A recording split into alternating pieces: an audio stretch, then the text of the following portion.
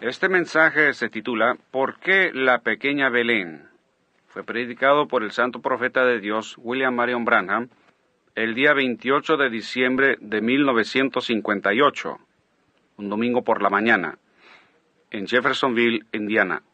El profeta dice así: pudiera verse un poco raro esta mañana el traer puesto mi abrigo aquí en la plataforma, pero yo estaba tan contento de exhibir este hermoso abrigo que la iglesia me dio. Yo vi al hermano Neville aquí el otro día con ese hermoso traje puesto, cómo le quedaba tan bien, y yo pensé, bueno, se le miraba tan bien, y la congregación comentó al respecto.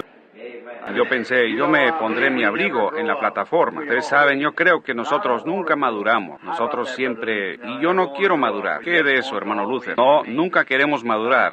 Queremos siempre permanecer como niños. El hermano Neville dice: hermano Branham, yo pensé que usted tenía puesto uno de esos atavíos como esos ministros de alta categoría. Yo apenas lo miré de reojo y yo pensé que quizás usted tenía puesto una túnica. Es un cumplido para este hermoso abrigo. Bueno, yo diré, yo sí estaba necesitando uno y es el mejor que yo he tenido. Y yo verdaderamente lo aprecio. Y el hermano Roy Robertson, yo no sé si él está aquí en esta mañana o no, él tuvo algo que ver con la selección y realmente fue una buena selección, y nosotros estamos muy complacidos al recibirlo. Y así que nosotros estamos muy contentos de estar de nuevo en la casa del Dios viviente en esta mañana, y para gozar de estos momentos maravillosos de compañerismo alrededor de su preciosa palabra. Y ahora muy pronto, si el Señor lo permite, yo tengo que ir a ultramar. Y yo creo que ustedes lo han visto en La Voz de los Hombres de Negocio, que yo voy a ultramar este próximo mes. Y nosotros estaremos solicitando todas las oraciones del pueblo, que ellos oren por nosotros mientras estamos fuera. Pareciera ser que en ultramar mis reuniones son mejores, porque lo reciben mejor allá. En América, yo le estaba diciendo al hermano Mercer que yo escuché primero, él me dio un tocadiscos, y tenía los discos allí de algunos de mis sermones. Yo supe entonces, si alguien me ha de escuchar a mí, tendría que ser la gracia de Dios en ellos, porque yo pensé que yo pudiera hacerlo un poquito mejor. Él está grabando eso también, un poco. Usted puede cortar esa parte, ¿ven? O él está deteniendo la grabadora. Me imagino que al hacer eso lo está cortando. Pero yo les digo, yo estaba tan sorprendido. La peor predicación que alguna vez he escuchado en mi vida es la mía. Correcto, en el disco. Yo me puse tan nervioso que ni siquiera podía cenar. Me enfermé, me levanté de la mesa, no pude dormir esa noche. Y ayer fui a Kentucky con el hermano Wood. Y de regreso yo le dije: hermano Wood, yo no veo cómo yo pudiera hacer que una persona viniera a oírme hablar. Es tan pésima, me repito tanto. Y faltas de gramática y puntuación, no hay nada. Yo no sé. Yo dije, me anima en cierta manera de saber que tiene que ser Dios o nadie viniera en lo absoluto. Eso es correcto. Así que yo estaba hablando con el hermano Collins, me supongo que él está en el edificio, así que yo le dije a él vino y yo le estaba contando acerca de eso. Yo dije: hermano Collins, yo honestamente, yo casi tengo 30 años como un predicador y yo ciertamente debería de saber lo que es un sermón. Yo dije, eso es lo peor que yo he escuchado. Y él es un ministro metodista y su hermano es un hombre reconocido en la denominación metodista, y él dijo, yo le diré, hermano Branham, dijo, las puntuaciones y quizás sus frases no terminen correctamente y cosas así, pero, dijo, ¿alguna vez ha pensado usted en ese hombre que predicó en el día de Pentecostés, que ni siquiera podía firmar su propio nombre? Su nombre era Pedro. Dijo, yo me imagino que aquello no estaba puntualizado muy correctamente, pero ven ustedes lo que hace a un hombre poner sus ojos sobre eso. Uno escucha estas difusiones de radio y eso está todo escrito, ¿ven ustedes? Y ellos pueden escribirlo y puntualizarlo y esas cosas porque ellos lo están leyendo. Y yo me paré con Charles Fuller predicando detrás de una estructura de madera como de este tamaño, como su plataforma, y todo lo que él dijo, él lo leyó. Número 1, número 2, número 3, número 4, así. hasta que lo dijo todo correctamente y a tiempo. Y estaba todo censurado por la radio y demás, y con Billy Graham, yo he visto lo de él y demás, donde ellos solo se paran ahí y lo hablan, solo lo leen tan rápido como ellos pueden leerlo, y está todo listo. Así que me supongo que tendrían bien la puntuación. Pero el problema conmigo es que ni siquiera lo podría leer. Así, y si lo escribo, estoy seguro que no pudiera leerlo. Así que es la sublime gracia, ¿verdad?, de ver lo que Él puede hacer por nosotros. Pero yo estoy agradecido de comenzar ahora, finalizando este año, para comenzar un año nuevo. Yo escuché una línea de oración y ciertamente no estuve satisfecho con la línea de oración tampoco al escuchar eso. Es la primera vez que yo me he escuchado de esa manera para un mensaje y yo ciertamente estaba sorprendido. Las líneas de oración no están funcionando correctamente. No, yo pienso que dentro de poco sucederá que todos tendrán que saber todo con respecto a ellos mismos antes de que crean. Y empezando desde el primero del año, yo quiero cambiar eso. Y solo empezar la línea de oración como Dios me diga. Esta persona está fuera de línea, o si hubiera algo mal, yo me detendré con él. Dejar que los demás sigan su camino. Porque haciéndolo así, uno no logra pasar suficiente gente, ¿ven? La gente sabe dónde está y quién es y lo que ha hecho, pero ellos encuentran algo que no está alineado correctamente con Dios. Ese es el momento de que uno se detenga con ese, decir, este es, ¿ven? Así que yo creo que quizá se haga un poco de alteración, hermano Leo, desde que los oí. Y yo confío que Dios nos ayudará en el año que viene. Ahora, yo creo que en esta noche tienen servicios aquí en el tabernáculo y yo voy a estar aquí en la carretera 62 con el hermano Ruddle esta noche. Yo tengo entendido que ellos van a tener un servicio de vigilia aquí y el hermano Ruddle me había pedido para ese servicio de vigilia, pero he estado pensando que quizás yo regrese al tabernáculo para esa noche, porque yo siempre he tratado de estar en el tabernáculo en la víspera de Año Nuevo y yo quería regresar para estar con los hermanos aquí. Así que hasta cierto punto me comprometí un poco y yo estaré con el hermano Ruddle en esta noche allá en la carretera 62, en el antiguo Club 62 que ha sido convertido en una iglesia. Y entonces el miércoles en la noche estaré aquí de regreso para el servicio de vigilia. Y entonces el jueves partiremos para Chicago y de ahí seguimos a Filadelfia y luego a ultramar. Y en esta mañana no queremos retenerlos por mucho tiempo porque tenemos las entrevistas y los servicios continuarán. Y diré que desde el último servicio de oración aquí, yo estoy muy agradecido por los resultados que se obtuvieron del último servicio de oración. Ciertamente es una cosa maravillosa lo que nuestro Señor puede hacer cuando su pueblo se reúne. Los que llamarán el nombre del Señor, reuniéndose, yo creo que así es, y orarán, entonces Dios oirá del cielo. Así que vamos a inclinar nuestros rostros solo por un momento, mientras miramos hacia Él para que nos dé la inspiración que se necesita para este mensaje. Señor, Tú has sido nuestro refugio y fortaleza en todas las generaciones.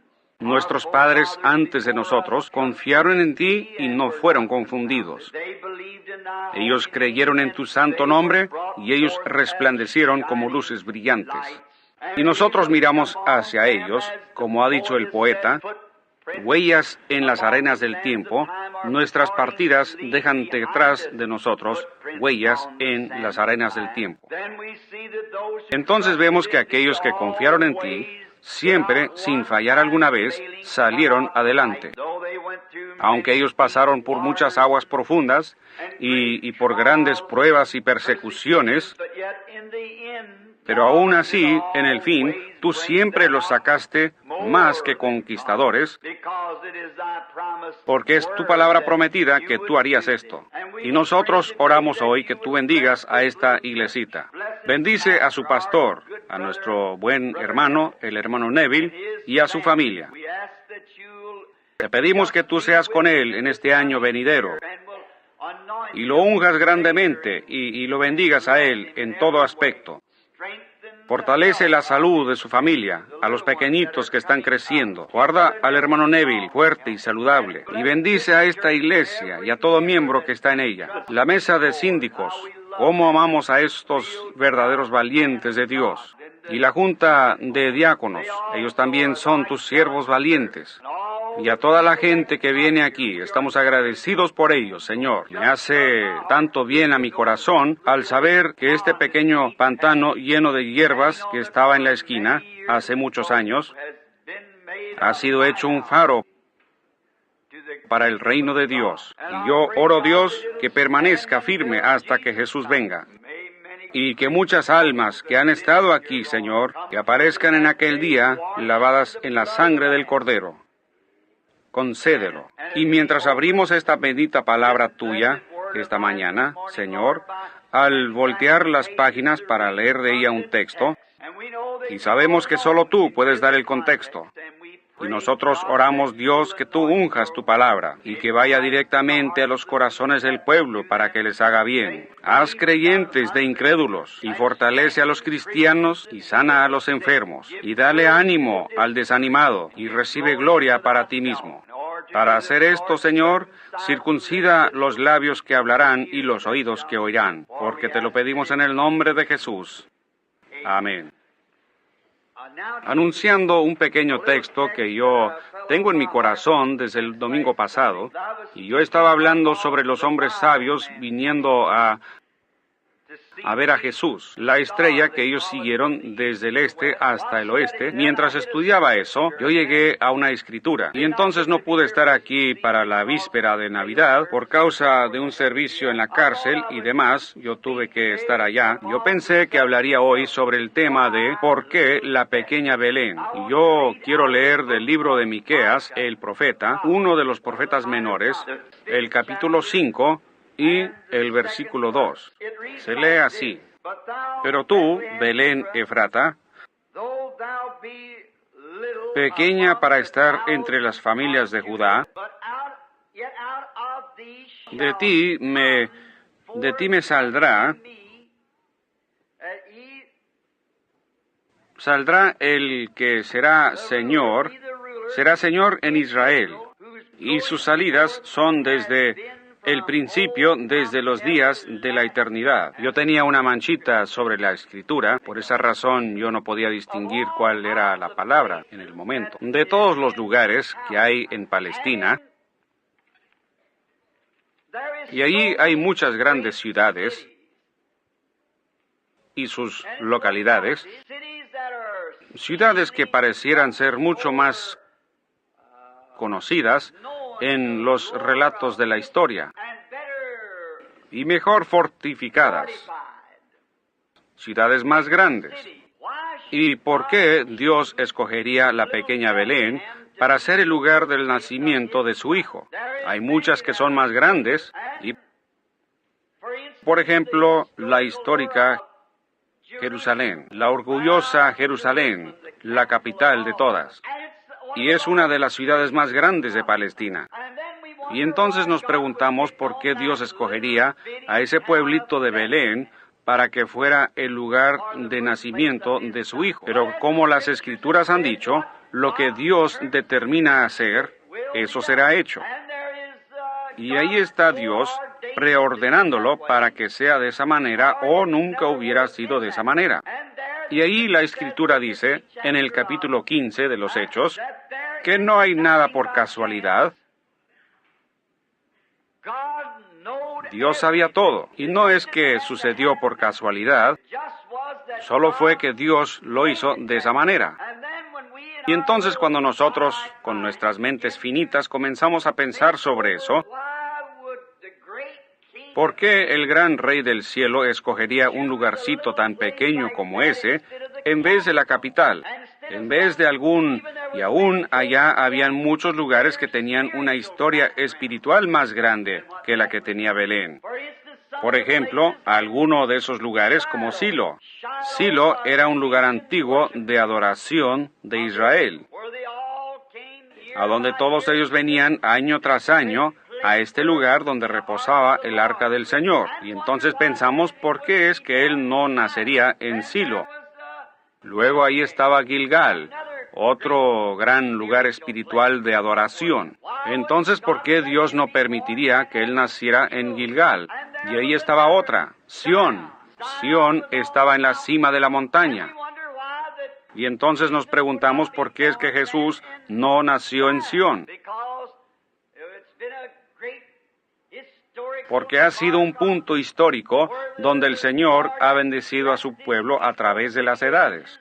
Pareciera como que quizás él hubiera escogido a Sión, o Gilgal, o Silo, o uno de los otros grandes lugares donde habían tenido grandes bendiciones y grandes enseñanzas. Y habían otras grandes ciudades, tales como Hebrón.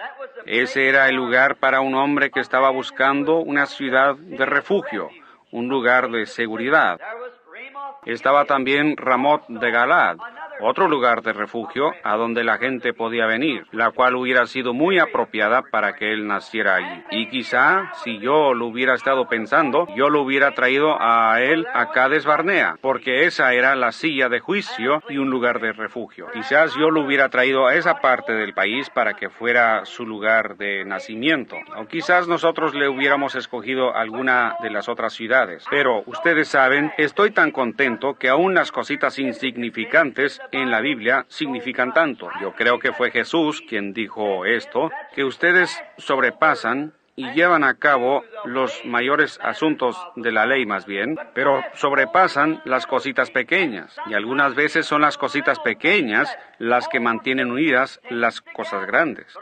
Pero en todo esto, los engranes están dando vuelta exactamente de la manera que Dios les ordenó que dieran. Den vuelta aquí, nunca habrá uno que falle en dar en su lugar. Dios ha preordenado todas las cosas y tienen que acertar exactamente en ese lugar. Y cuando nosotros obtengamos fe como esa y empecemos a pensar quién está detrás de todo esto, ¿cuál es el engranaje principal que está dándole vuelta a esta gran economía de Dios? Encontramos que es el Espíritu Santo. No ha sido dejado en las manos del hombre el hacer las cosas, pero en las manos del Espíritu Santo. Y Él es el engranaje principal, que si Él puede coordinar el resto de los instrumentos, funcionará perfectamente y mantendrá exactamente el tiempo de Dios. Y entonces vemos eso y pensamos en nuestra mente cuando vemos las cosas grandes y cómo es que las tendríamos nosotros. Y entonces nos da mucha consolación hoy al pensar que quizás seamos un grupito de gente. Quizás nosotros seamos insignificantes para el mundo y para las grandes iglesias denominacionales. Sin embargo, Dios usa esas cositas sencillas algunas veces, porque también está escrito en las Escrituras: no temáis, manada pequeña, porque al Padre le ha placido daros el reino. ¡Qué consolación! Que yo sé que así como Jesús tuvo que nacer en la pequeña Belén, así la manada pequeña será a la que el Padre le dará el reino, porque está escrito. Y toda escritura es dada por inspiración y las escrituras no pueden ser quebrantadas. Ellas tienen que cumplirse. Así que nos da esa esperanza al saber que será una manada pequeña la que recibirá el reino. Una pequeña manada fiel de creyentes. Yo estoy confiando que seré uno de esa manada, o estaré en esa manada pequeña, debiera decir. Y entonces nosotros conocemos la historia, casi todos estamos familiarizados con la historia de cómo Israel vino a Palestina por una promesa de Dios. Y sabemos que el gran Josué fue el que repartió su porción a cada tribu.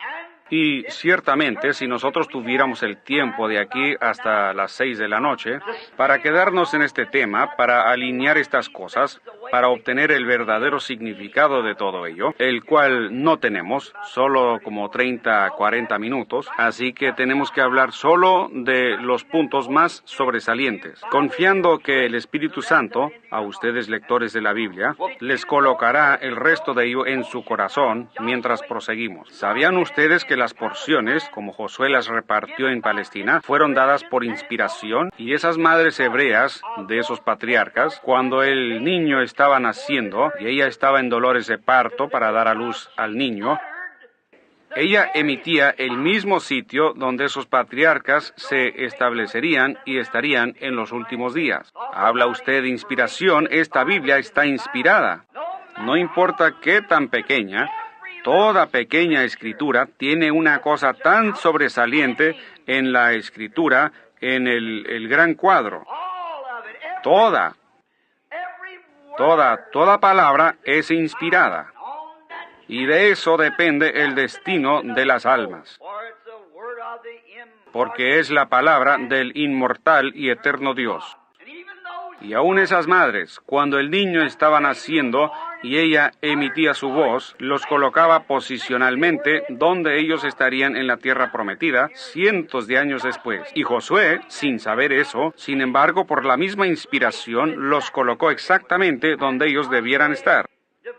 Y Josué repartió la porción a Judá. Si notan en el mapa, geográficamente está al oeste de la llanura del mar, a unas cuantas millas al sur de Jerusalén, la capital. Y cuando Judá estaba recibiendo la parte, o su parte mejor dicho, en la tierra, su provincia, nosotros así le llamaríamos, es extraño, pero esta pequeña ciudad, Belén, ni siquiera fue mencionada.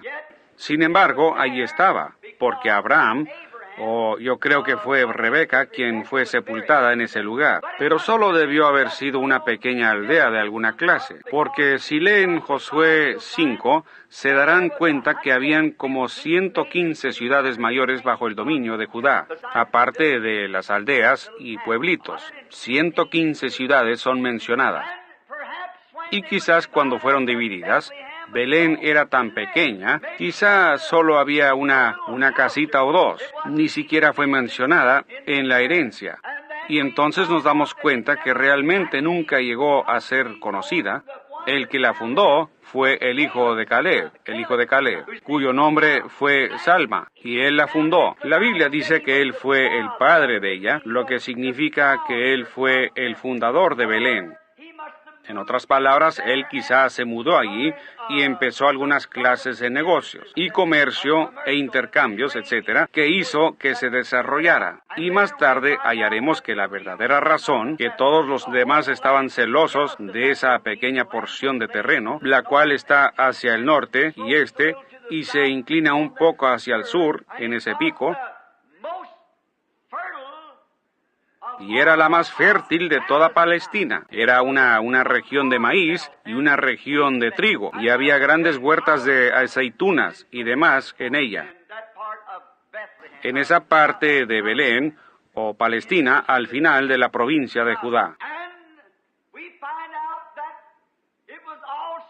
Y hallamos que también llegó a ser la casa de Rahab, la ramera.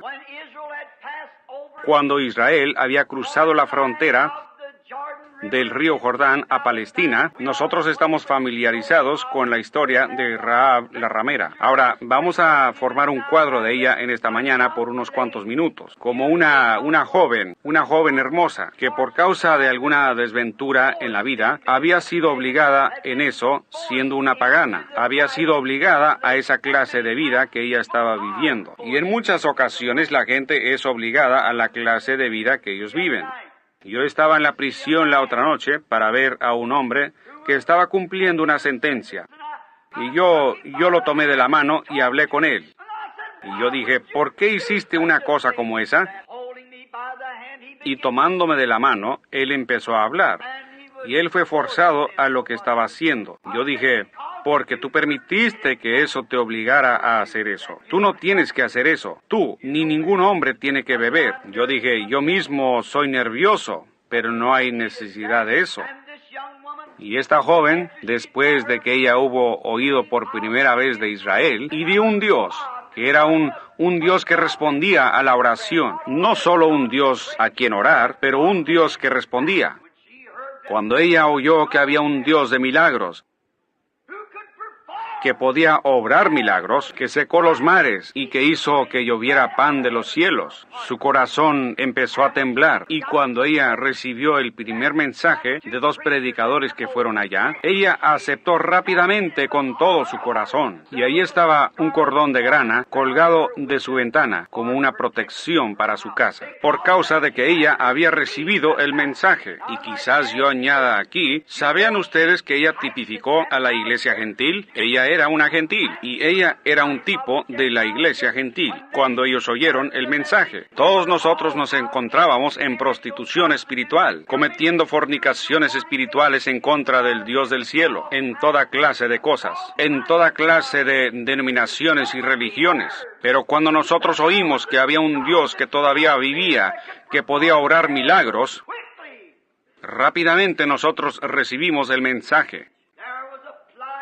y la sangre del Señor Jesús fue aplicada, la cual hizo el cordón de grana. Y para no entrar en detalles, ustedes saben cómo ella lo colgó de su ventana públicamente. La sangre fue desplegada públicamente. Así tiene que ser desplegada la sangre, colgando públicamente en la parte de afuera del muro, para mostrar que en lo interior algo había sucedido. Así es el verdadero creyente en Cristo esta mañana.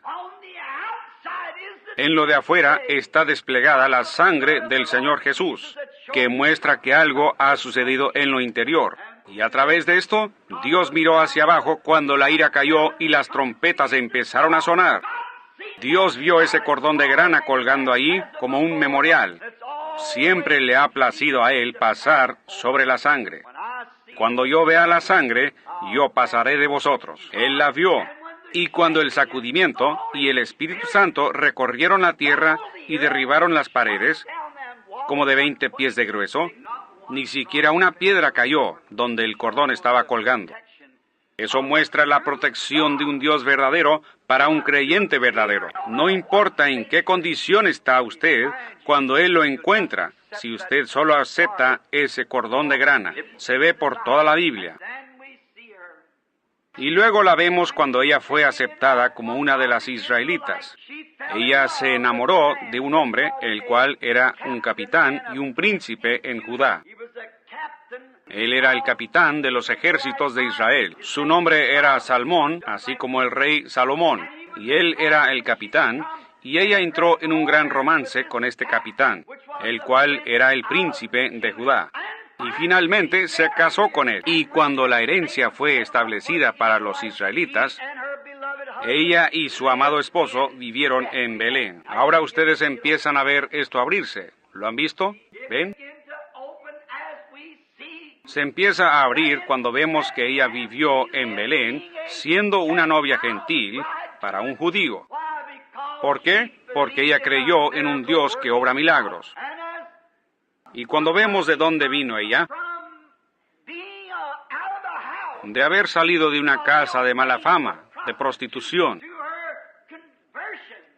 a través de su conversión y de su fe infalible en Dios, eso la sacó de una casa de prostitución a una casa hermosa en Belén. ¡Qué diferencia! Así obra con todos nosotros. De una casa de incredulidad y frustraciones, esos actos inmorales y todo lo demás, a un lugar, una posición en Cristo, lo cual es de lo más hermoso, de lo ridículo a lo sublime. Esa es la diferencia efectuada por nuestra conversión. Y notaron ustedes que ella se casó con un príncipe de la casa de Judá, un capitán. Ese capitán representó a Cristo, que tomó una novia gentil para sí mismo. De lo más bajo de lo bajo al principal y mejor lugar en la tierra, como veremos más adelante en nuestro mensaje, para probar que así fue. Nada más pudiera ser sino eso. Ellos son un tipo de la iglesia gentil. Y encontramos que ellos tuvieron un hogar amoroso en Belén, como Salmón lo había establecido. Y llegó a ser un gran lugar y las tierras fértiles. Y qué hermoso es pensar en esa gran región de trigo allí, que sería el lugar del pan del mundo. Y eso es verdad. Con razón Jesús tuvo que nacer allí, porque Él era el pan de vida. Allí era a donde toda la nación venía por su trigo, toda la nación venía por su maíz, porque fue en Belén donde estaban esas tierras fértiles. Y ven ustedes esa cosita pequeña, diciendo, oh, era la provincia del trigo. Sin embargo, eso significaba algo. Y ustedes pueden ver cómo el príncipe gentil, o este príncipe judío, llevando a su novia gentil de regreso hacia Belén, como un lugar donde establecerse, un lugar para vivir donde había pan en abundancia. Encontramos que a través de este gran romance y la gran obediencia de fe de parte de Rahab la ramera,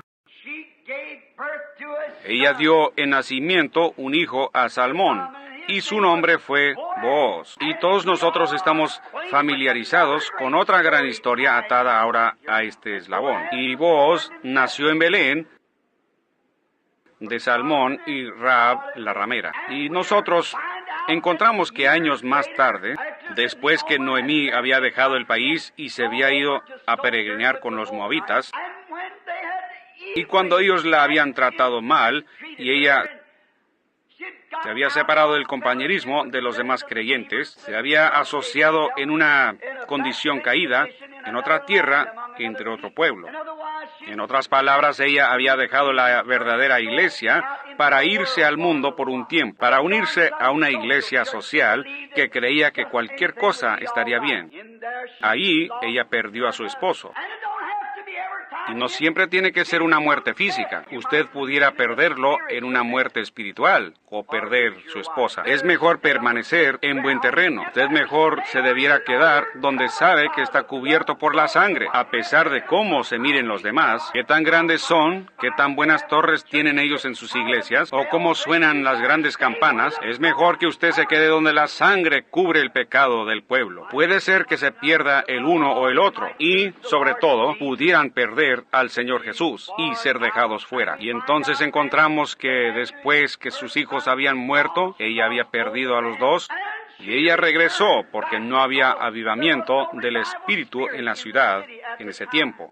Oh, cómo me gustaría descansar aquí por unos minutos. Cómo me gustaría empezar de nuevo aquí y mostrarles. No importa cuántas iglesias han retrocedido, permanezca debajo de la sangre. Ese es el lugar donde morar. Adentro o afuera, arriba o abajo, en las buenas o en las malas, lo que pudiera suceder, permanezca debajo de la sangre. Pero Noemí pensó que sería mejor ir allá y unirse con otro grupo, porque ellos estaban teniendo problemas. Pan espiritual, no había pan espiritual allá.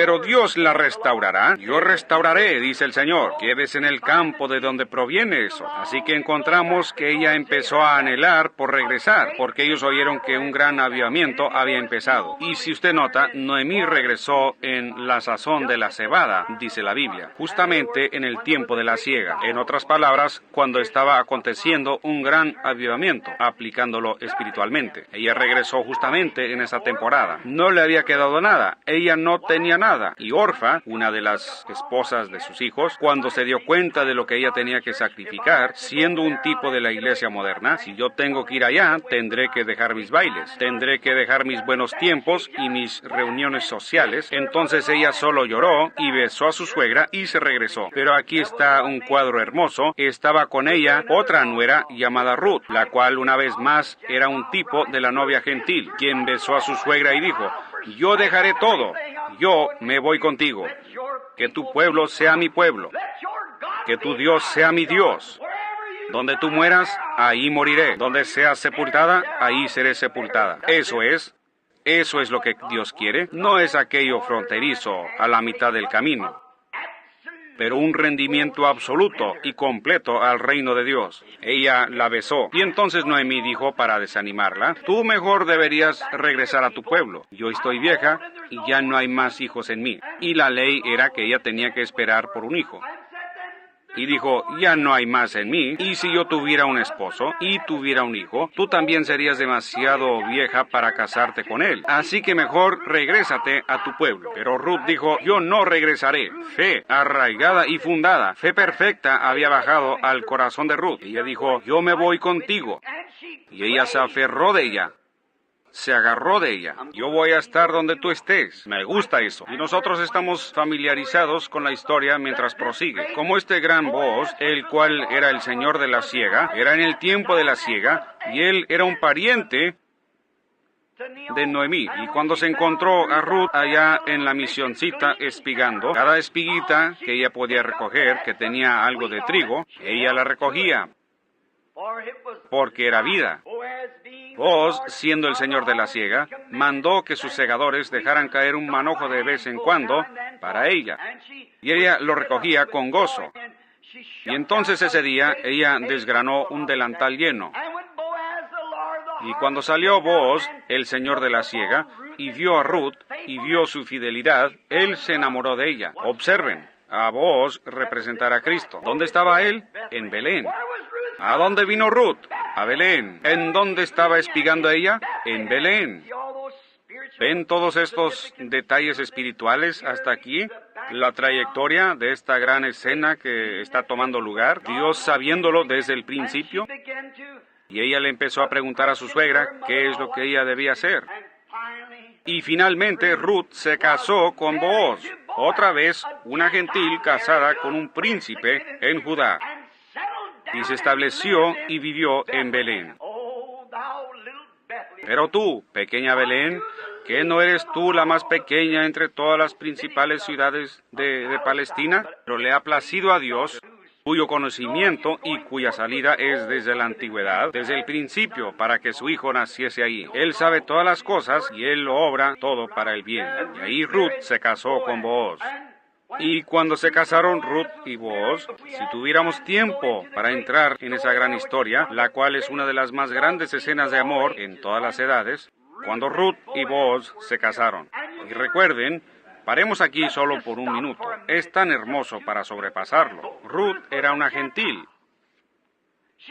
Ella no tenía herencia con los judíos, así como nosotros, los gentiles, no teníamos herencia. Así que Noemí realmente era la heredera. Así que ella había perdido todas las propiedades que tenía en el principio. Todos sus bienes habían sido vendidos en una subasta pública. Por lo tanto, ella había sido excomunicada y se había ido. Ahora, cuando ella regresó, solo había una persona que podía redimir su herencia perdida. Ese era su pariente cercano.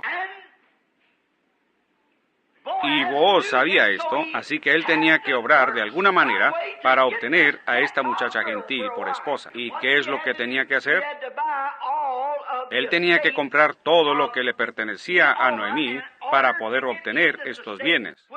Y Ruth era parte de lo que le pertenecía a Noemí. Y el único hombre que podía comprarlo tenía que ser una persona que era pariente, un pariente cercano. Esa era la ley de redención. Y la única manera en que Cristo pudo haber comprado la herencia de la recaída de Israel era llegar a ser un pariente. La única manera en que Dios podía redimir a la raza humana era que Dios mismo tenía que hacerse carne. Y Jesús fue Dios hecho pariente para la raza humana. Él era Emmanuel. Él llegó a ser pariente. Él no tomó la forma de ángeles, pero la forma de un siervo que lavó los pies y vivió. Y las zorras tenían cuevas, y las aves del cielo tenían nidos, pero él ni siquiera tenía un lugar para recostar su cabeza. Él comió, él bebió, él lloró, él se rió, así como cualquier hombre. Y él era Dios, no un profeta. Él era Dios, porque él tenía que ser pariente para poder redimir la raza humana perdida. Así, Booz, en este gran tipo en Belén, miren dónde este pariente nació para la raza humana. Tenía que ser. Y entonces, cuando este gran Booz la redimió, él tuvo que hacer una demostración pública que él había redimido todo lo que ella había perdido. Así que él fue a la puerta de Belén, otra vez a esa pequeña ciudad, y él llamó a los ancianos de la ciudad, y él les dio a saber que ese mismo día él había comprado todo lo que ella tenía, lo que Noemí había perdido. Todo lo que ella perdió, él lo redimió, y él se quitó su zapato y lo tiró ante el pueblo como una insignia. Y si hubiera alguien que tenga alguna razón para decir algo, dígalo ahora, porque esto es un memorial que yo he redimido todo lo que ella perdió. Oh, bendito sea el nombre del Señor. Y cuando vino nuestro pariente, Jesús de Nazaret, nacido en Belén, él se paró en la cima de Gólgota y fue levantado entre los cielos y la tierra, como un memorial que él había redimido todo lo que la raza humana había perdido en la caída. ¿Cómo puede el hombre despreciar sanidad divina y los poderes de la resurrección del Señor Jesús, cuando en el Calvario fue hecha una insignia pública, que yo he redimido toda la raza humana y todo lo que han perdido? Redimió nuestra alma, redimió nuestro cuerpo, redimió todo lo que nosotros perdimos en la caída. Nuestro pariente redentor vino y fue hecho carne, y habitó entre nosotros, y ofreció la insignia y dijo, consumado es. ¿Qué se consumó? Todo está consumado. Nosotros solo vamos caminando directamente a nuestra herencia. Y mientras los días van pasando, nosotros vamos caminando cerca y más cerca. Booz y Noemí, después de haber estado casados por algún tiempo, ellos engendraron un hijo, el cual añadió al linaje, y ese fue Obed. Y él también engendró un hijo, el cual fue Isaí. E Isaí tuvo 8 hijos. Y fue el gran profeta Samuel que vino con el cuerno del aceite. El gran profeta que fue con Isaí y dijo, Dios ha escogido a uno de tus muchachos para gobernar y servir a mi pueblo. Y fue del otro lado del campo, en un pequeño corral para las ovejas, de donde un muchachito rubio, flaquito, fue traído. David, el más viejo, el más joven. Y Samuel derramó el aceite de unción sobre él, en la presencia de todos sus hermanos y de los que estaban presentes. Y probó que Dios lo había ungido rey. ¿Dónde fue eso? En Belén. Gloria a Dios en las alturas. Con razón. Fue Belén donde él fue ungido como rey. Y fue en Belén donde nació David. Y su gran hijo, Jesús, también tuvo que nacer en Belén, porque había tal unidad entre los dos, como padre e hijo. Este gran hijo no solamente fue el hijo, él fue la raíz y el linaje de David. Él fue aún antes de David, él será después de David. Él fue de la eternidad hasta la eternidad. Pero de acuerdo a la carne y todas las cosas que tenían que ser cumplidas, él era el hijo de David.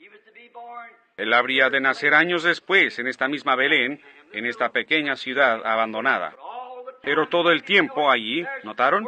Que estaba obrando un gran misterio poderoso que nadie parecía entender. Esa es la misma cosa que existe hoy en la Belén de Dios. Está obrando una señal misteriosa, pero parece que nadie la entiende. Es algo que va por encima de la cabeza de la gente. Parece que ellos no lo captan. No importa qué se ha hecho o qué se dice, y la parte misteriosa de las cosas que se han hecho, la gente dirá, oh, bueno, me supongo que todo está bien. Y siguen adelante, pero ellos no lo entienden. Ellos no lo pueden captar, no lo pueden obtener. Y eso es lo que Dios estaba haciendo en Belén, en Judá. Él está obrando, todas estas cosas pequeñas se están moviendo hasta llegar a una gran culminación. David, cuando él fue ungido rey, siendo un muchachito. Él era rubio, pero algo debió haber estado en él que a Dios le pareció real. El más pequeñito, el más pequeño de la familia. Los demás muchachos eran hombres grandes, finos, y se verían bien con los mantos y con una corona sobre su cabeza. Pero Dios enseñó lo que él miraba, no la apariencia exterior, pero lo interior de un hombre. Él miró a su corazón, y él sabía lo que había en el corazón de David. No importaba cómo se le miraba la corona. Él estaba buscándose un hombre que fuera conforme a su propio corazón, y David sería un hombre conforme a su propio corazón. Por eso fue que él vertió el aceite de la unción, o mandó que fuera vertido sobre David, el cual el nombre de David significa amado. Y años después, eso fue representado muy bien en Jesús, el amado, el hijo de David, quien habría de venir a cumplir todas las cosas que habían sido prometidas. En esta pequeña ciudad de Belén fue donde estas cosas sucedieron, y fue en las mismas colinas de Judea donde David había apacentado sus ovejas. Muchos años después, ahí fue donde los ángeles cantaron su primer villancico en las colinas de Judea, mirando hacia Belén. El primer villancico. A vosotros os ha nacido en la ciudad de David, Cristo el Señor. Cuando estos ángeles aparecieron por primera vez para cantar, no fue en Jerusalén, la iglesia grande, ni tampoco fue en Gilgal, ni fue en Silo, donde ellos siempre habían tenido toda su adoración denominacional, pero fue en la pequeña Belén, donde el Espíritu de Dios se había estado moviendo de una manera misteriosa, trayendo algo. Fue allí a donde Cristo tenía que venir. Fue exactamente en esa misma pequeña ciudad, donde nació un rey, donde una madre virgen dio a luz a su primer hijo. Le dio refugio y techado en su pequeña fortaleza al Rey de Reyes y Señor de Señores, donde no solamente vino Samuel a derramar el aceite de la unción, sino que Dios lo derramó sobre él y sobre el mundo. Cristo el Señor. Los ángeles anunciaron su venida y cantaron a los pastores en las colinas, quienes siguieron al rey David años antes. ¿Ven el misterio de Dios? ¿Qué tan grande es? Él nació en esta gran región de trigo, que del trigo vienen los principios básicos de la vida. Y Él era el pan de vida. Yo soy el pan de vida. El que come mi carne y bebe mi sangre tiene vida eterna. Y nunca morirá o vendrá a condenación, mas ha pasado de muerte a vida. Belén en inglés es Bethlehem. El nombre Bethel, B-E-T-H, Beth como palabra hebrea significa casa. E-L es Elohim, es una abreviación. Elohim significa Dios. B-E-T-H, Beth, E-L es Elohim, el cual es Dios. La casa de Dios, donde es colocado el pan de vida. E-L, H-E-M, terminándola y poniendo la L con la E, significa barra de pan en el hebreo. El-Hem. E-L es Dios, Elohim. B-E-T-H es pan, o sea, B-E-T-H es casa. E-L es Elohim abreviado. Entonces, E-L, H-E-M, es pan. ¿Qué fue él?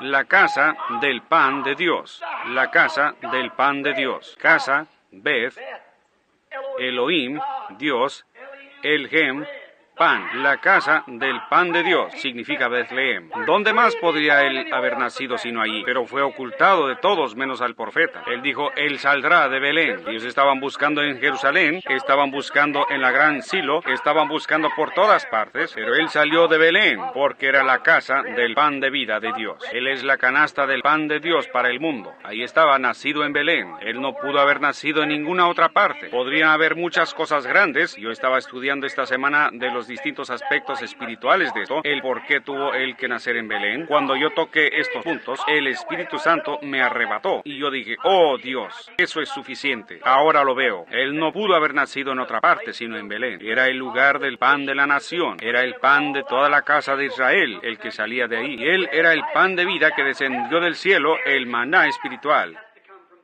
Tuvo que salir de Belén, el linaje del pan, el lugar donde se encuentra el pan. Belén, la hornada del pan. Ahora, Jesús siendo el pan de vida, el hombre comerá de él, dijo él, y nunca morirá. Otro gran evento que yo no podría dejar de mencionar era cuando David estaba en su momento más crítico, cuando él era un fugitivo. Él ya había sido ungido. Él sabía lo que habría de ser. Él habría de ser rey. Dios lo dijo. Y sin embargo, él fue odiado. Él estaba parado entre dos grandes fuegos. Aquí estaban los filisteos de un lado persiguiéndolo. Aquí estaba Saúl del otro lado. Y él era un hombre sin patria. Así como está la iglesia hoy, la verdadera iglesia viviente de Dios, sin denominación o ninguna otra cosa. Ella se para sola. Sin embargo, se ha derramado la unción sobre ella. Ella sabe lo que es. ¿Cómo puede llegar a cumplirse? El diablo en ambos lados persiguiendo a David.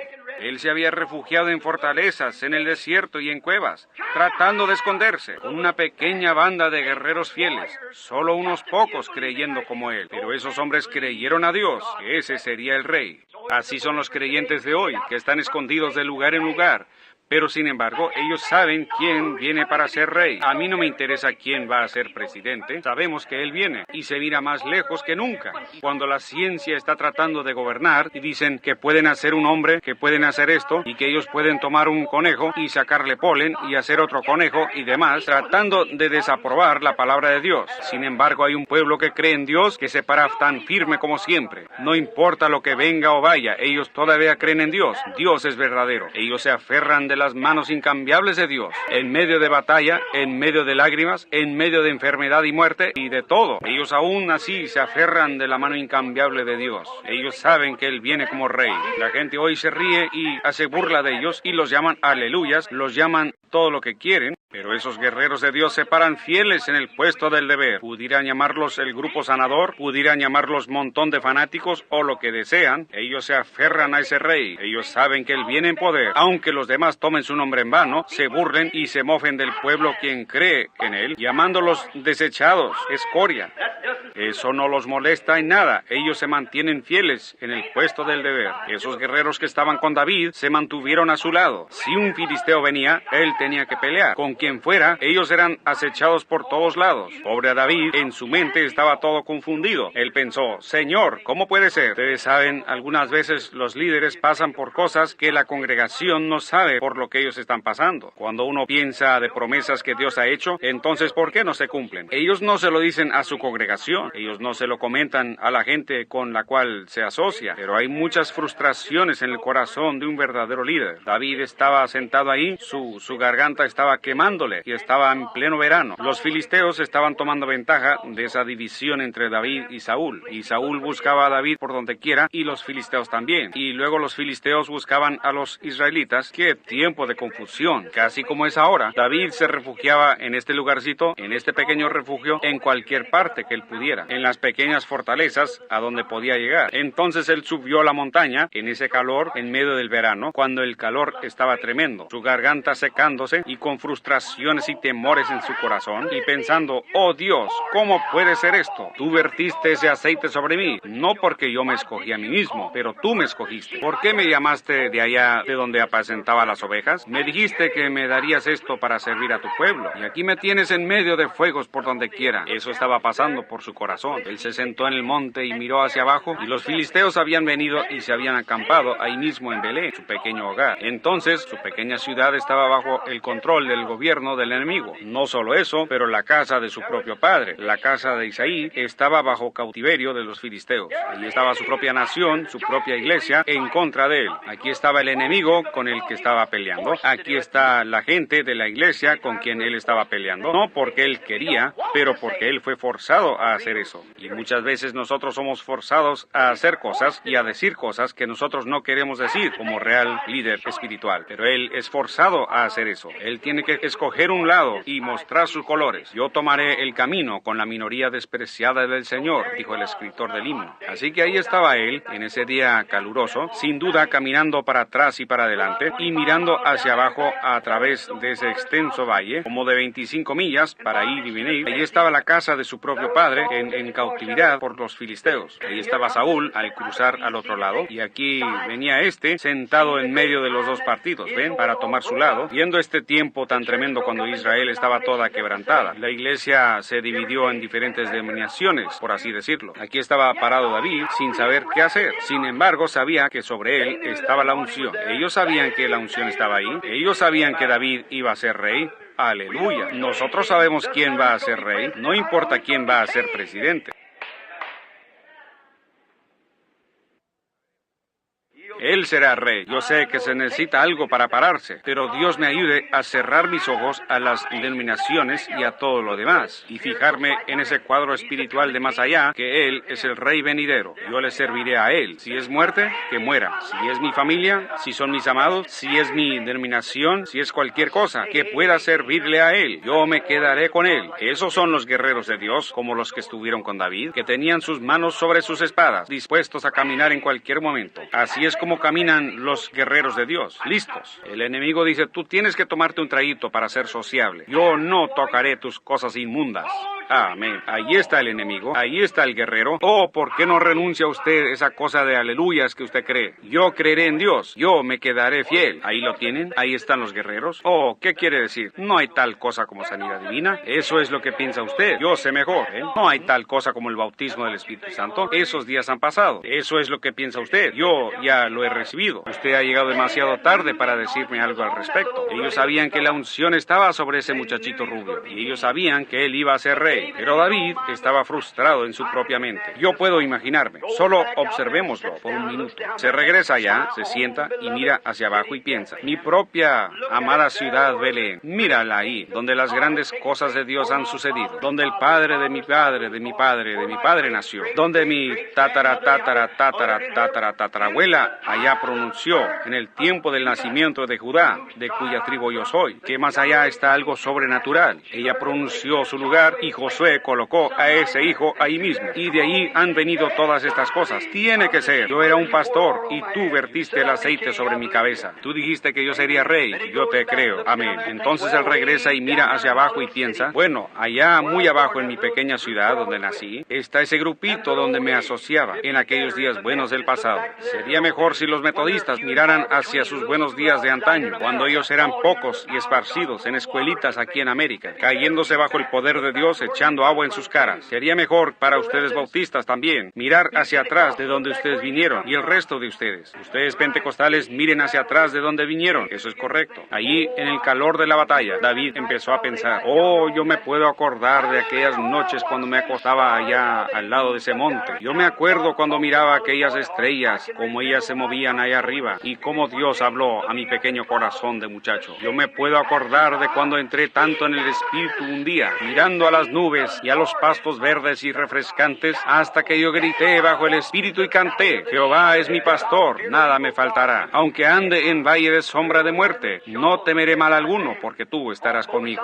Oh Señor, aquí estaba Él en las meras quijadas de la muerte en ese momento, en ambos lados. Aunque ande en valle de sombra de muerte, esos buenos días antiguos, cuando el Espíritu estaba conmigo, cuando Dios estaba conmigo, yo entoné sus alabanzas, yo me gocé en Él. Yo recuerdo en una ocasión en que vino un león, una mañana, y atrapó a una de mis ovejas. Y el Espíritu de Dios vino sobre mí, y yo fui y lo agarré y lo corté en pedazos. Yo me acuerdo de aquella liberación. Oh, yo me puedo acordar de esa tarde un poco antes que el sol se metiera. Un oso vino y atrapó a una, y yo lo maté. Esas grandes liberaciones. Yo recuerdo cuando entoné sus alabanzas en los días de mi juventud, cuando yo apacentaba a mis ovejas. Oh Dios, regrésame a ese lugar, regrésame a mi primer amor, regrésame y dame mi cayado de pastor, dame ese rebaño de ovejas otra vez. Permíteme andar por allá solo para adorarte. Eso, algunas veces pensamos eso, pero estamos en el calor de la batalla. Algo tiene que hacerse. Nosotros fuimos muchachos en una ocasión, ahora nosotros somos hombres adultos. La batalla está en marcha. Yo recuerdo cuando el aserrín estaba todo pisoteado en el piso y la gente clamaba y gritaba, y de tanta gente que había, uno no se podía acercar por ningún lado, pero no es así hoy en día. La batalla está rugiendo. Oh, ya no es William Branham, el muchachito predicador. Uno tiene que producir algo. Sí, señor, tiene que haber algo diferente. El tiempo está en marcha, la batalla ruge, el fuego está encendido, el tiempo para ser liberado, la gente, todos los que fueron hallados escritos en el libro. Ahora el tiempo ha llegado. David y toda su frustración, caminando para atrás y para adelante y pensando, oh, este día caluroso, oh, hace tanto calor, oh, Saúl quizás vendrá por este lado, los filisteos por este lado, ejércitos por donde quiera alrededor, y aquí estamos nosotros sentados en la boca de una cueva, y sin embargo, el aceite de la unción está sobre mí. ¿Cómo puede ser? Oh Dios, ¿cómo puede ser? Oh, cómo quisiera un trago de agua. Entonces en su mente regresó allá junto a las puertas de Belén. Ahí había un pozo. No había otra agua como esa agua. Ustedes saben, Palestina tiene alguna agua muy mala. Ellos tienen aguas malísimas y aún tienen fiebre del agua negra y cosas en ella. Y mucha de esa agua es alcalina, la cual lo mataría aún. Pero en Belén también es donde está la fuente principal de agua para la provincia. No había otra agua como la que tenía Belén. David solía pensar, cuando yo llevaba mis ovejas y empezaba por la mañana, yo pasaba por ese pozo antiguo y bebía. Oh, qué fresca y qué dulce, cómo saciaba la sed. Y ahora su garganta le comenzaba a pedir, y aún ungido. Oh, si tan solo pudiera tener un trago de agua. Ahora sus guerreros, y él exclamó en su desesperación, oh, si alguien me trajera un trago otra vez de aquel pozo antiguo de allá en Belén. Oh, después de haber soñado de todos los días de su juventud y de las victorias, y luego verlo aquí en el lugar donde él estaba sentado en medio de los fuegos. Él exclamó, oh, si alguien pudiera traerme agua de Belén. Ahora sus guerreros no podían interpretar su pensamiento, pero hermano, ellos lo amaban con todo lo que estaba en ellos. El menor de sus deseos era un mandamiento para ellos. 3 de sus poderosos guerreros sacaron sus espadas, se escabulleron del campamento y se abrieron camino a espada por 25 millas. David, al irse ellos, sin duda pensó, ¿dónde están ellos? ¿Qué han hecho? ¿A dónde fueron ellos? ¿Sabían que estaban arriesgando su vida? Ellos estaban en medio de las quijadas de la muerte, a través de una línea de 25 millas, emboscadas por donde quiera, y las espadas resplandeciendo y los escudos retumbando. Pero su hombre, su hermano que ellos creían que sería rey, deseaba un trago de agua. Oh, hermano, me pregunto si los guerreros de hoy estarán dispuestos a abrirse camino a través del formalismo, dudas e incredulidad, para refrescarse en la presencia del Señor y sus deseos. El menor de tus deseos, si es África, India, si es por la calle, donde quiera que sea, el menor de tus deseos, Señor, es mi mandamiento. La muerte no significa nada para mí, ni popularidad, lo que soy, lo que seré. no significa nada, Señor, solo para cumplir tus deseos. Esos son los guerreros que están parados al lado de Él, y ellos me llaman aleluya si mi nombre es escandalizado. Si ellos me dan un puntapié en la calle, eso no interesa. Tu deseo es mi mandato. Ese es el real soldado. ¿Qué hicieron ellos? Ellos pelearon abriéndose camino hasta que llegaron a ese pozo. Sacaron agua con el cántaro, y ahí venían de regreso, peleando, cortando su camino a izquierda y derecha hasta llegar a la presencia de David. Dijeron, aquí lo tienes, mi Señor. Oh, Señor. ¿Qué? Un hombre que estaba en desgracia, un hombre que era odiado por la iglesia, un hombre que era odiado por el rey, un hombre que era odiado por los filisteos, un hombre que era odiado casi por donde quiera, pero un grupito que lo seguían, sabían que él era el rey venidero. Hoy, yo sé que nosotros cantamos grandes alabanzas, edificamos grandes iglesias, tenemos grandes himnos y demás cosas, nosotros así le alabamos, pero Jesús dijo, en sus corazones ustedes están lejos de mí, porque ustedes enseñan como doctrinas los mandamientos de hombres. Deje que el Espíritu Santo venga y haga algo en su iglesia, mostrando la presencia de Jesucristo, ellos lo echarán a uno por la puerta. En vano me adoran,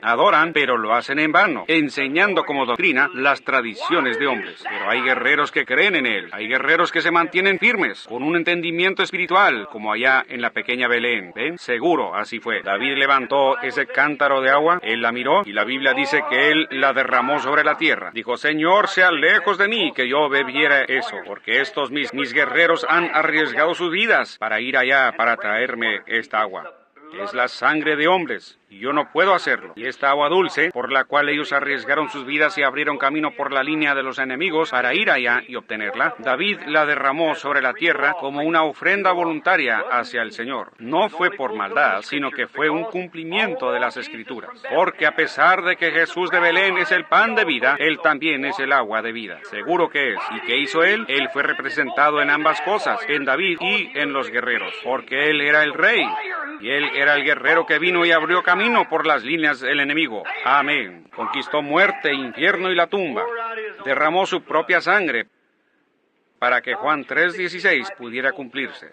Porque de tal manera amó Dios al mundo, que ha dado a su Hijo unigénito, para que todo aquel que en Él cree no se pierda, mas tenga vida eterna. Y en eso Él no dio el agua que lo representó, sino que Él era el agua o perecer, un pueblo moribundo que pudiera obtener vida. ¿Cómo lo hizo Él? Por medio de su propia sangre, al derramarla, no tirándola. Eso es un accidente. Él la vertió gratuitamente en el Calvario, después de que Él abrió camino por toda línea del enemigo, y derramó su sangre de vida para que Él pudiera ser la canasta de pan para el mundo. Hay una fuente sin igual de sangre de Emanuel, y queda puro en su raudal quien se sumerge en él. Por eso es que Él nació en Belén. Por eso es que Él tuvo que venir, porque ahí era el centro del pan, el pan de vida. Ahí era el centro del agua, que es las aguas de vida. Y en Jesús estaban ambos, el pan de vida y las aguas de vida. Por lo tanto, Él tuvo que venir y nacer en Belén. Tú, Belén de Judá, ¿no eres la más pequeña entre todos los grandes príncipes? Solo un pequeño predicador ordinario. Tú solamente eres un pequeñito. Pero de ti saldrá el Señor que es desde la antigüedad, desde los días de la eternidad. Tus salidas han sido desde el principio, desde los días de la eternidad. Por eso es que Él nació en Belén de Judea. Esa fue su cuna. Y, mi hermano, el lugar en donde Él quiere tener su cuna hoy es en tu propio ser, tu propio corazón, para que Él pueda manifestarse en ti las aguas de vida a una gente moribunda y el pan de vida a un pueblo hambriento. Él es el pan y el agua de vida, las cuales son las dos cosas esenciales en la vida del hombre. Eso es pan y agua. Ha sido prometido, seguro. Inclinemos nuestros rostros solo por un momento. Y al hacerlo, yo deseo toda su atención. ¿Han estado ustedes en Belén en esta mañana? Si ustedes nunca han estado en Belén, fue llamada Belén Efrata también. Belén Efrata. Efrata significa la raíz. Viene de la palabra H-E-M-P. Hem, significa la raíz. Y allá el distrito antiguo fue llamado Efrata, que significa es el principio de la vida. Y Cristo dijo, si permanecéis en mí, yo soy la vid y vosotros los pámpanos. Él es la raíz de toda vida. Si usted nunca ha venido a Belén, Efrata, la Belén, vengan esta mañana y recíbalo a Él como su Salvador. Y Él le perdonará sus pecados. Levantarían ustedes sus manos hacia Él y dirían, Señor, ten misericordia de mí ahora.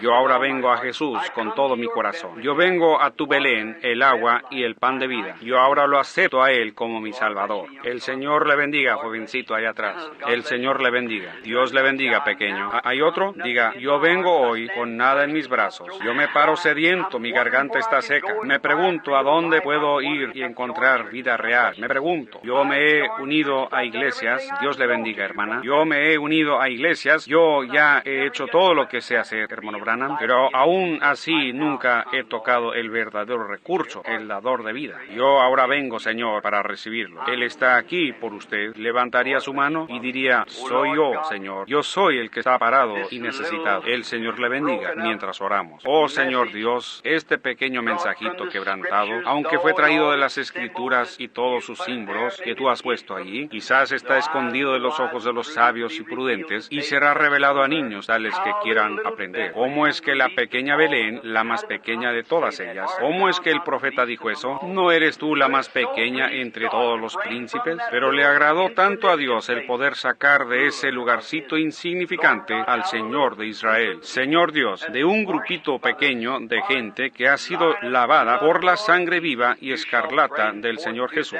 Tú traerás, Señor, a ese grupo en algún lugar a través de este mundo a Cristo otra vez, que regirá todas las naciones con una vara de hierro. Te ruego, Padre Dios, que tú seas misericordioso con cada uno de nosotros que estamos presentes hoy y que nosotros vengamos a tu Belén. Oh, vengan todos los fieles. Nosotros hemos estado cantando, ven a Belén. Y Señor, permite que ellos puedan ver que no es ir a una pequeña ciudad allá, que en una ocasión fue en símbolo, pero es ir a la realidad, Jesucristo, el pan de Dios y el agua de vida. Y estos quienes levantaron sus manos, recíbelos en tu reino ahora mismo, Señor, porque es por su fe que ellos lo reciben a Él, es por fe que ellos levantaron sus manos, y es por fe que yo creo que tú los recibirás. Guárdalos, Señor, en Belén, de donde ellos nunca se extraviarán, ni se irán como Noemí, pero que si los tiempos se ponen difíciles, concede que ellos se queden ahí en Belén. Les irá mejor en el transcurso del tiempo. Concédelo, Señor. Ahora yo oro que tú seas misericordioso con aquellos que están enfermos y afligidos. Están aquí algunos, Señor, que necesitan tu toque sanador. Oh, Señor, tú restauraste Belén a toda su gloria que tuvo en el principio. Tú la restauraste en el tiempo de depresión cuando ella estuvo enferma. Tú la regresaste y trajiste a Noemí en la temporada de la cebada. Y ahora, Padre, nosotros rogamos que tú traigas a cada Noemí y a cada uno que está aquí, que esté en necesidad. Yo oro, Dios. Oh, Señor, es la temporada de la cebada ahora mismo. El gran pan de cebada que fue visto, que venía rodando, descendiendo del monte, entrando en el campo del enemigo. Yo oro, Dios, que tú traigas ese gran pan de cebada en este edificio ahora, que sea la expiación para la enfermedad del pueblo, así como del pecado, y sana a cada persona que está en la presencia divina. Yo solo siento, Señor, quizás solo es mi propio sentir personal, pero yo siento que tú estás cerca, tu presencia está ahora aquí. Creo que tú estás aquí. Yo no digo esto solo a causa del pueblo. Tú que conoces el corazón del hombre, yo oro, Señor, que de algún modo ellos capten la visión en esta mañana como esos guerreros. Que tu gran omnipotencia, tu gran poder, tu gran presencia,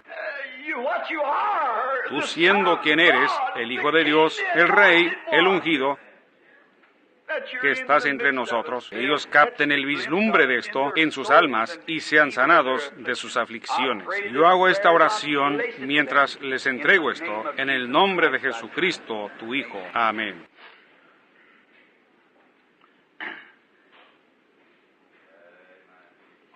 Yo creo en Dios. Todas sus palabras, yo creo que cada parte de su palabra está divinamente inspirada. Yo creo que Él no es yo era, pero Él es yo soy, una presencia que siempre existe. Yo creo que ahora mismo, entre este pueblo aquí, ustedes que levantaron su mano, búsquense una iglesia, sean bautizados en el nombre de Jesucristo, llamando hacia Dios, lavando sus pecados, creyendo que su pronta venida Él ha de aparecer en su segunda venida. Yo también creo que su presencia está aquí para sanar a los enfermos, para sanar a los que están necesitados. No necesariamente se tiene que orar por ustedes uno por uno. Yo probé eso la otra noche a la gente, que yo solo quería mostrarles lo que había pasado. Había un cierto joven, quien está sentado mirándome ahora mismo, que había estado en cama por varios días. Su garganta estaba tan hinchada que él no podía comer ni nada. Su fiebre estaba muy alta. Y él le había dicho a su padre y a su madre, traigan al hermano Branham para que venga a orar por mí. Y Y por alguna razón ellos no querían molestarme porque yo estaba ocupado. Y algo me dirigió a ir a su casa. Mientras estaba sentado allí, ellos trataron de traerle un plato al joven, con un huevo muy blando y alguna otra cosa, y un poco de frijoles blandos molidos, y él estaba tratando de tragárselos. Y les daba vueltas, con un dedo los molía, sus dientes estaban todos hinchados y el pus le corría de ellos, y él trataba de molerlos así con sus dedos, y trataba de pasarlos por su garganta así, y él masticó una o dos veces, y él no podía hacerlo ya más. Lo empujó hacia atrás. Yo estaba sentado ahí sin haber orado. Hay una cosa pequeña, uno no puede decirle a todos lo que está sucediendo. No, yo dije, Señor, Señor, ahora está muy cerca el fin del año. Hay algo que viene, algo nuevo. Permíteme, Señor. ¿Es esto? ¿Es esto? Y tan pronto como yo empecé a decir eso, y a decir, ahora en mi corazón, yo sé que tú estás aquí.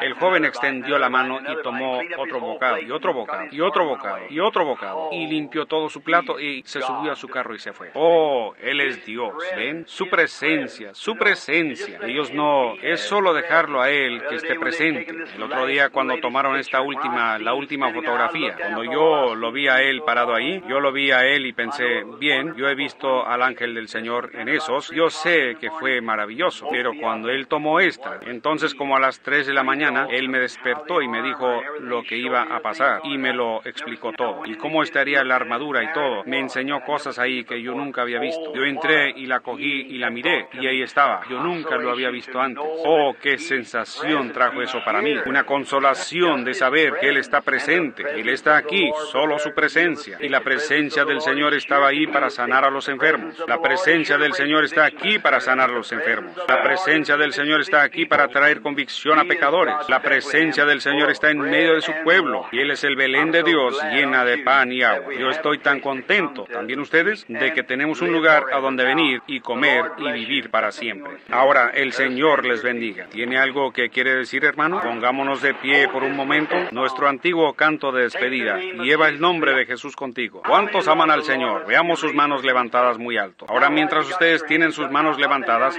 ahora bájenlas y dense la mano con alguien que esté parado a un lado de usted. Y diga, Dios le bendiga, peregrino. Dios le bendiga. Eso es correcto. Luego alrededor. Muy bien, eso es solo para que ustedes se conozcan los unos a los otros. Muy bien. Ahora miremos hacia arriba a los cielos y cantemos esta alabanza ahora. Take the name of Jesus with you, child of sorrow and of woe.